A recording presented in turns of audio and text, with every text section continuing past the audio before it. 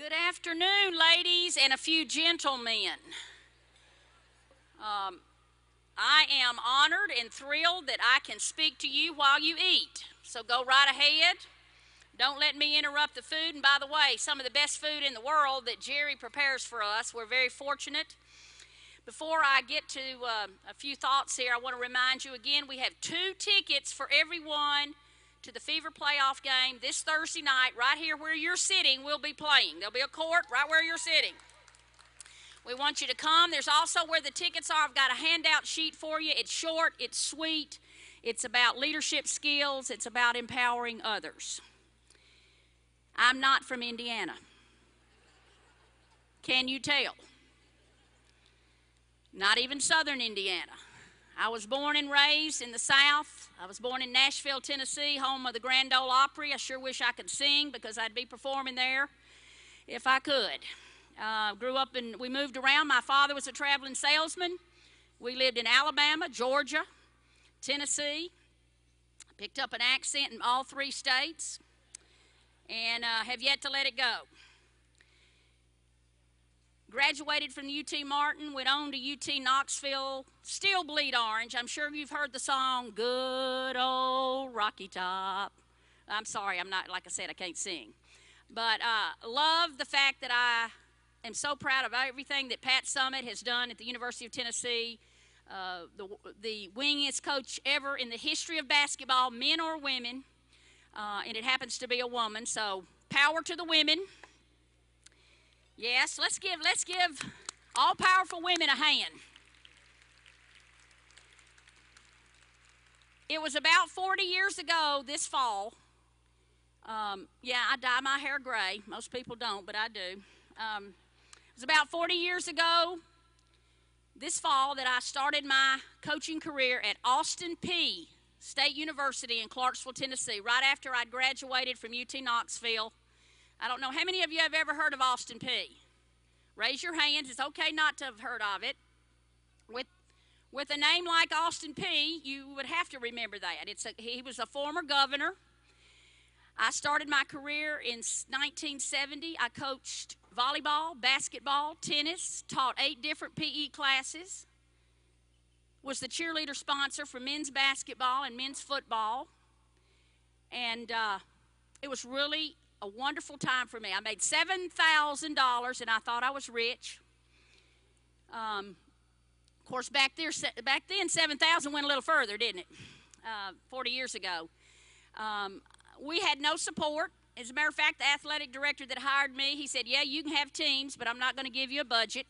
You don't have any uniforms. So I had to scramble and scramble and scramble. And I ordered a set of uniforms, and it took them 4 years to figure out who ordered them, but we had a set of uniforms. We weren't very good, but we played because we loved the game, and we loved to compete. We didn't have access to university vehicles. We had to go in my car, and I had an old red Chevy Impala that would hold about 8 people. If you didn't have a good practice, you didn't get to go. We couldn't spend the night in motels, so we would take bedrolls, and when the game was over, we'd sleep on the gym floor. So I learned at an early age how to deal with adversity, how to persevere.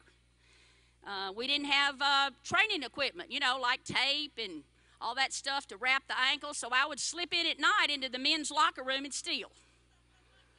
I called it borrowing back then, but I look back and I guess it was stealing.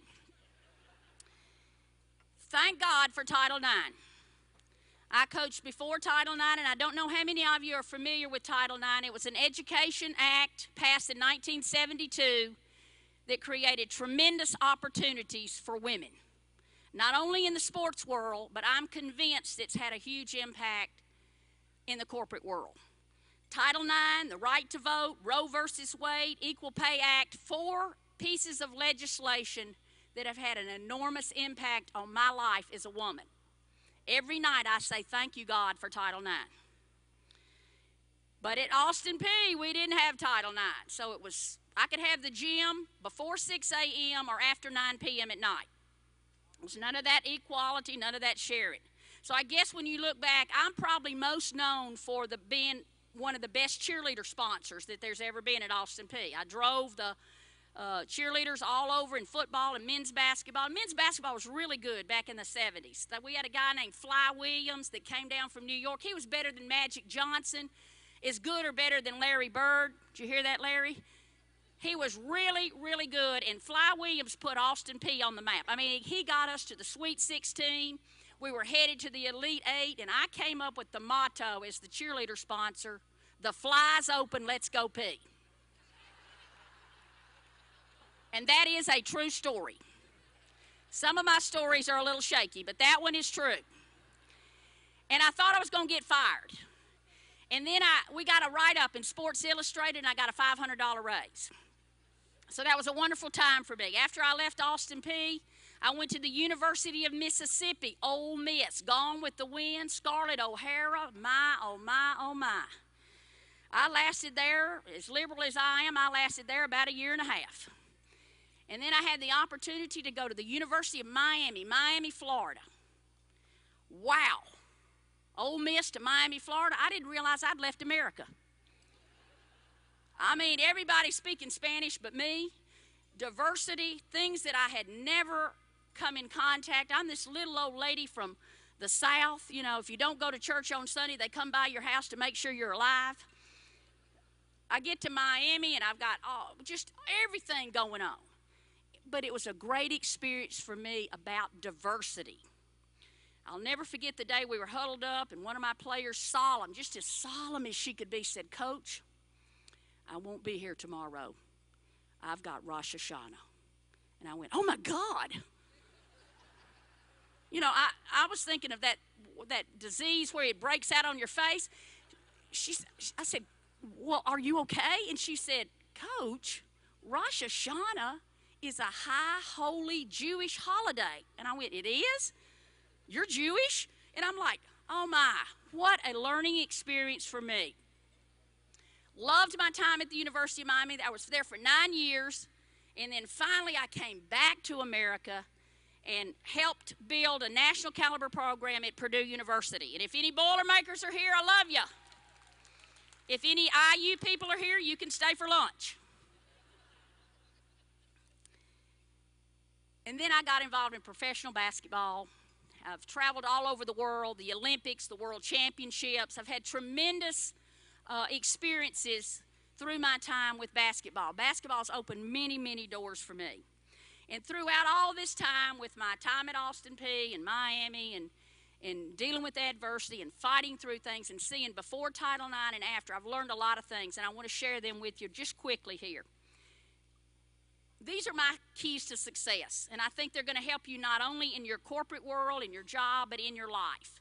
And the first key I want to challenge you with is be the best that you can be. And I don't just mean in your job. I mean as a mother, as a partner, as a sister. In everything you do, start each day and say, I'm going to be the best that I can be. There are not any shortcuts. It's hard work to be the best that you can be. Set goals. Have a plan. A lot of my players, they'll set great goals, but then they don't have a plan to achieve the goals. You need a short-term plan, medium-term plan, and a long-term plan. Be the best that you can be. Success is spelled W-O-R-K. No shortcuts. Even a mosquito doesn't get a pat on the back till he starts working. Are you with me? Now that's true too. Be the best that you can be. Second key, expect to fail. Now there's a difference in expect to fail and try to fail. You're going to fail. You're going to make mistakes. You're going to screw up. You're going to fall short. It's part of life. Expect to fail. The question is, how are you going to handle failure? When you get knocked down, are you going to get back up? Are you going to get better? Or are you going to get bitter? You're going to fall short. You're going to fail. Greatest baseball player that ever played, he's been dead 40 years. Who is it? Come on, women. There's a candy bar. I'll give you a hint. Babe Ruth. No one has ever struck out more than he did. He's the strikeout king, but he's also the home run king. It's not whether you fall short or fail, it's how do you handle it. When I lose a game, I become a better coach because I find out where I fell short. Learn from your mistakes. The congressman that ran 14 times and got beat, do you know who it was? The 15th time he ran, he was elected president of the United States, Abraham Lincoln. I don't know if I could have run again. 14 times he lost. Thank goodness he got elected that 15th time. Imagine what our country would be without him. Be the best that you can be. Expect to fail. You're going to. Third key, overcome your handicaps. And I love this for women because women sometimes tend to say, well, I can't do this. I'm a woman. I'm too tall. I'm too short. I don't have enough education. I don't have this. I don't have that. Stop. Find a way. Don't let a problem become an excuse. Overcome your handicaps. Don't let anything stop you from being the best that you can be. No excuses. Be the best that you can be. Expect to fail. Overcome your handicaps. And as you journey along this road to success, know what real success is.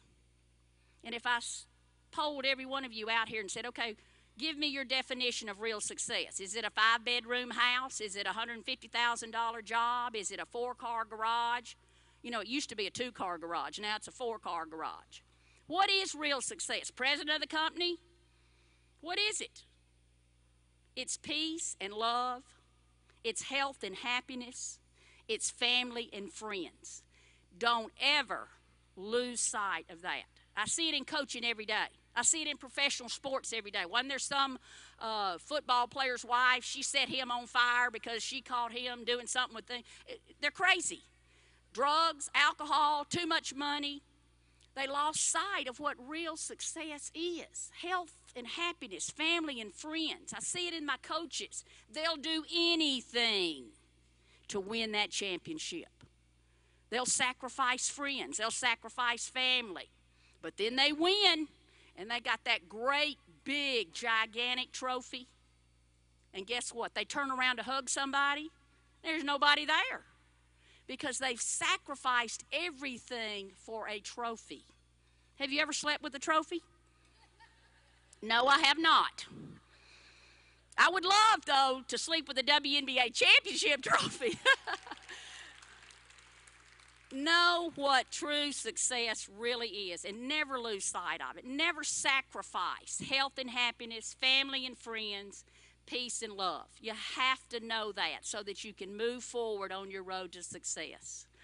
Be the best that you can be. Expect to fail. Overcome your handicaps. And know what true success really is. Those are my 4 keys for you to be the best that you can be and to be as successful as you can be. If you don't remember anything I've told you today, I know you'll remember the Austin P joke. Remember the 3 most important bones, B-O-N-E-S. The wishbone, you got to have a dream. The funny bone, laughter's a tranquilizer with no side effects. And the backbone, if you don't stand for something, trust me, you'll fall for anything. Thank you. I'll see you Thursday night when we play the New York Liberty. Thank you.